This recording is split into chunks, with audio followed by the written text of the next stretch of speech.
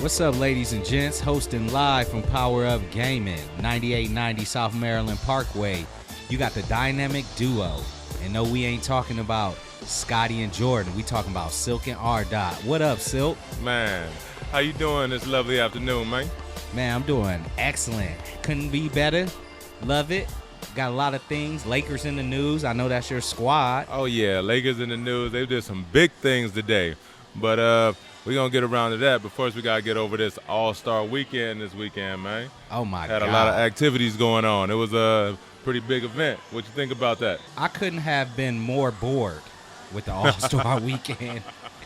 What a bunch of garbage, if you ask me. But, I mean, I'm a real basketball fan, so I don't know. The entertainment aspect of basketball is not what I'm looking for when I watch a game. So I feel you. That's it's just like, me. I think the dunks in the All-Star game were better than the dunks in the dunk contest. Absolutely. Who was in the dunk contest, first of all? Oh, well, you had the winner, Glenn Robinson III, coming into the All-Star game, taking after his daddy. Yeah, we had Aaron Gordon, Derrick Jones Jr., right, and DeAndre Jordan, and you said the winner, Man, Glenn Robinson III. DeAndre Jordan, oh, my goodness, that was horrible. At 6'11". It's 6'11". It's like you can't jump over a daggone DJ booth, Man, what? and make that spectacular? Man, who are some of these players? Like, Derrick Jones Jr., Kenny the Jet Smith was hyping him up so much before they even started dunking. He plays for the Phoenix Suns. We'll probably never see him play again. The Cats only played 7 minutes the whole season. He just got brought up to be in the dunk contest, I think. Man, he must have. He's played in 7 games. He's played 7 minutes all season long, and he turns out to be number 2 in the number 2 person in the dunk contest. He took second place. I know, that was crazy. And what the hell was Aaron Gordon doing with the damn? What was Man, that robot the drone? thing? The drone thing. Man, yeah. actually, I kind of like the concept of the drone, but you could tell he didn't practice that nearly enough because no, he didn't. It was way unpolished. I mean, if he had put some effort into that, boy, he could have made that a spectacular dunk. But you could tell he was like just went on the fly with that one. Man, Sports and Giggles, actually, we need a drone like that. I wish we had a drone like that. I don't know. You could tell, though, Aaron did not practice that very well. And the bottom line about the dunk contest is this. For one, there's no players that we know that are in the dunk contest. And the damn dunk contest champion from last 2 years couldn't even defend his championship because he was injured. He couldn't even make a dunk. I mean, not even defend. It was like he couldn't even reach the rim. Look, I like Zach LaVine. That's my guy, but I'm looking at Zach LaVine and I'm like, dude, you won 2 dunk contests and you still have no NBA endorsements. What the hell is going on? Like Blake Griffin, like his whole career exploded after the dunk when he jumped over the Kia. Right.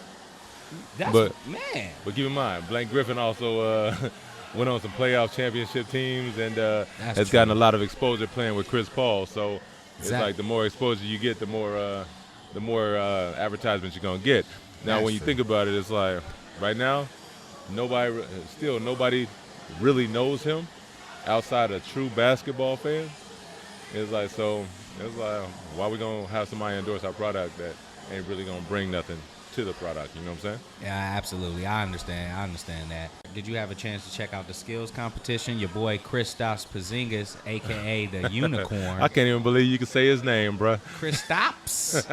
But he actually won the skills competition against another, I would say, a big man, Gordon Hayward. What happened to the small guards? What happened to the guards in this competition? Man, the guards are getting bigger and bigger, bro. It's like they just getting bigger and bigger. So it's like the whole game is getting longer and wider. I mean, when is the last time you've seen so many 6'9", 6'10" shooting three-pointers in an All-Star game? I know, right? It's getting unbelievable. It's like there wasn't nobody inside, no presence inside, no defense inside. It's like the inside game is just gone. Yeah, there's I think more. The last big man retired last year from San Antonio. Tim Duncan, huh? Tim Duncan, the last big man the last true big man we ever going to see in the NBA. I agree, man. What about that three-point competition? My guy that I picked, he bowed out in the first round. Was just having too much fun, I guess, all day. Kenny the Jets party. My guy was Klay Thompson. I mean, I roll with Klay. I always roll with him. I die with him. But he hit 18. I thought that was a good number. But Klay Thompson is a safe pick. There. You know what I'm saying? Klay Thompson can go into an unconscious zone and just be lights out at any particular moment. So Klay Thompson is a safe pick. However, it's like my pick did pretty well too. He matched Klay with 18 points. Who was your pick? Swaggy P. Nick Young. There Nick we Young. go. Yeah, my boy Nick Young from the Lakers came out. He was respectable also with 18 points, and nobody expected him to really be anywhere close to that. Nah, Nick so Young he tied. Got a 3-ball. He got a 3-ball. He definitely got a 3-ball. But I mean, you had Klay and them in there. He wasn't supposed to make the finals. I'm not surprised Eric Gordon won. Huh? I'm not surprised that Eric Gordon won. He could shoot. Oh no, everybody in that competition can shoot. Absolutely. But except for Wesley Matthews. Man, I don't know why he was in there, man. I know he could probably make some threes, but it's a difference between you can make some threes and you can shoot some threes. Right. I mean, I can make some threes, but you know what I'm saying? I can't really shoot no threes. You got to think, even amongst the league, there's still charity. Right. So what'd you think about the whole shenanigans going on in the All-Star game itself with KD and Russell Westbrook and all that love that was going on between those two? Man, I play this. Ain't no true love, ain't no true hate between them two. Those two guys are ball players. They both competitive, and it's like when they're together, it's like they both wanted to win in their own way. You know what I'm saying? It's like now that they're apart, they both still got the same fire to win, but now they just got a face to put on the other side of that enemy Jordan. Everybody has a nemesis. Right. It's like you think of Magic Johnson, Larry Bird. You know what I'm saying? Everybody's got that one. I mean, every great has that one person that they gotta go up against and beat and challenge all the time. Right. You know what I'm saying? Right. So there was a cat. I had never seen this dude play before, but I swear every time he touched the ball, it was a dunk. He was on the East squad. I can't even think of it. I think it's an African dude. Oh, you talking about the Greek freak? The Greek, the what? You talking about the Greek freak? He's Greek? Out of Pinko? Oh, he looked black, right? Yeah, he looked black, but he Greek freak. He's like 6'11". I want to see that dude in the dunk contest. Yeah, man. There's a lot of guys I would love to see in the dunk contest, man. He was doing some stuff freestyling in that game that just happened. Oh, did you see him dunk on Curry? Oh, absolutely.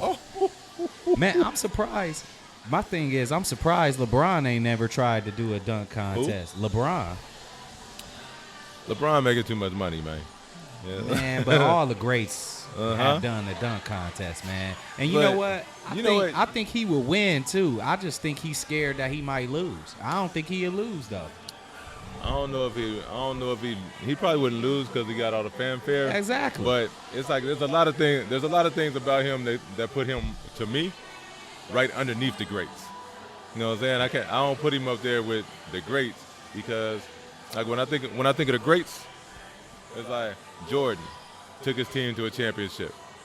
Magic took his team to a championship.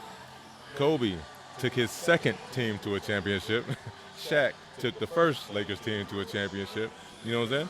It's like when you think of great players, you think of teams that can take their team. Well, LeBron kind of took his last team. LeBron ain't never took a team to the top. He took them up there. No, LeBron can't close the game. He probably can't close the game. LeBron jumped. If LeBron had took that team that he had in Cleveland before he went to Miami, when they were in the winning the finals every year, I mean almost every year in the finals every year, and almost getting into the championship game. If he had took that team to a championship, that would have solidified him to me as great.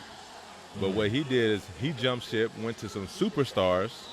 I mean, joined up with two other superstars, won a couple championships, let Cleveland get some excellent players like Kyrie, you know what I'm saying? Right. Was able to bring over Love, and it's like Cleveland built up a team that could compete And then at that point, all they needed was him to come through and help push him over the edge.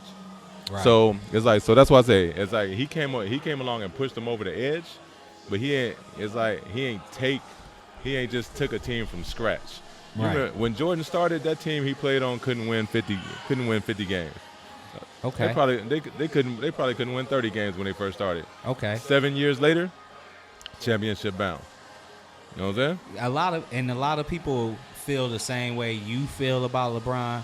However, I kind of feel that way, but I disagree a little bit. I feel like I won't say he's not great. I do think he's great. He's just great at making other people better. So like LeBron's greatness is he can pretty much play with anyone and make them better than what they really are.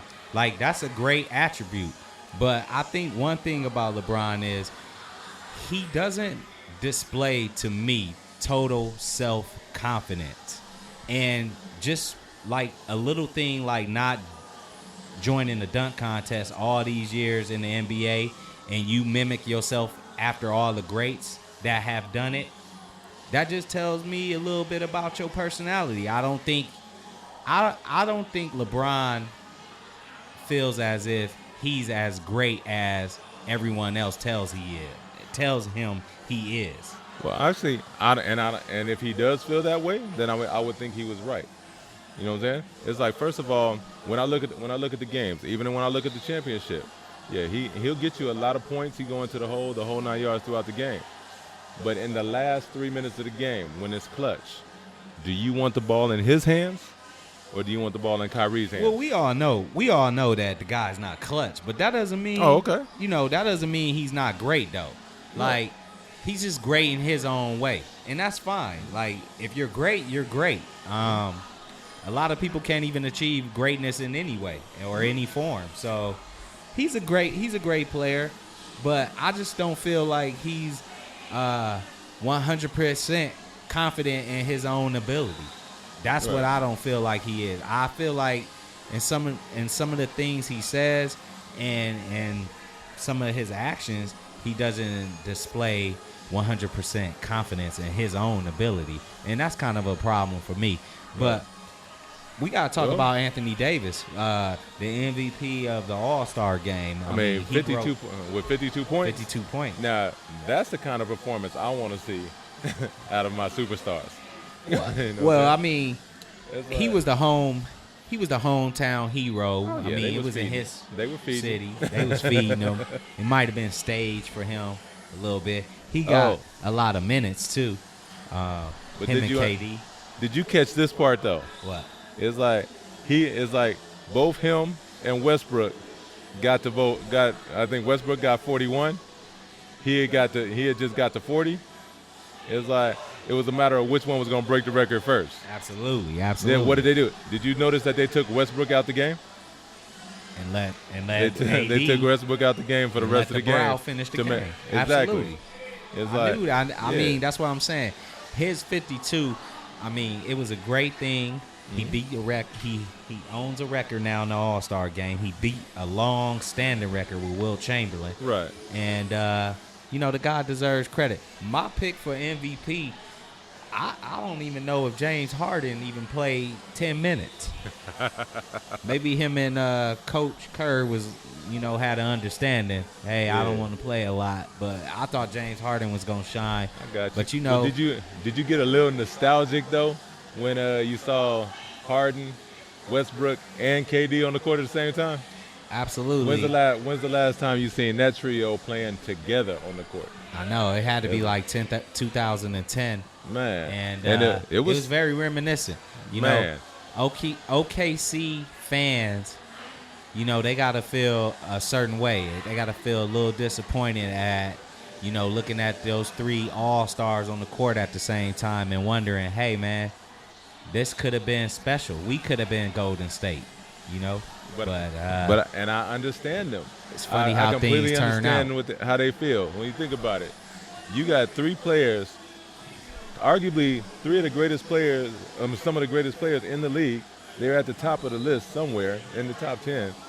It's like, especially playing right now, and only thing that was keeping them from winning the championship is the fact that they were too selfish and there wasn't enough balls on the court. If those three guys had been unselfish enough to play together and egoless enough to let each other shine on different days, that team could have went far. It's like, and like I said, I understand it big time because it's like, look at my Lakers, 3 championships in a row, but my big man and my point guard couldn't get along. Now, can you only imagine what life could have been like in Laker Nation if them two had harmony and could play together? How many years could that have gone? Right. Imagine Kobe and Shaq playing out the rest of their entire careers in LA. How many championships that could have been? You know what I'm saying? They at least, I'm guessing they at least would have 4 rings. At least. I mean, they could have won 4. They could have won 4-5 in a row right there. It's like, I mean, now don't get me wrong. They still had them San Antonio Spurs always nipping on their heels, and they kind of championship happy too. Right. Yeah. I think they clipped the Lakers one time. Huh? They actually clipped the Lakers one time for reaching the finals. Oh yeah, no, the whole 2000. I mean, between 2000 and 2010, you realize there were no other champions. I know. I read it. I read about it. It's crazy how much the league doesn't have much parity. No. It's real top heavy in the NBA. Oh yeah. The champions stay champions, and the bottom feeders usually just remain at the bottom trying to feed. But you know what's crazy? San Antonio defies all those odds. When you think of the powerhouse teams that's always been there, Boston, LA, it's like New York, it's like the teams that consistently were winning championships.